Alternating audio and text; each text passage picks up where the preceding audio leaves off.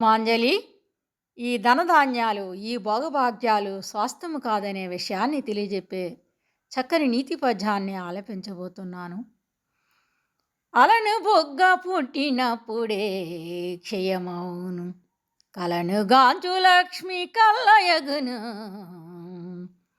ఇలను భోగభాగ్యమీ తీరు కాదుకో, విశ్వదాభిరామ వినరవేమా.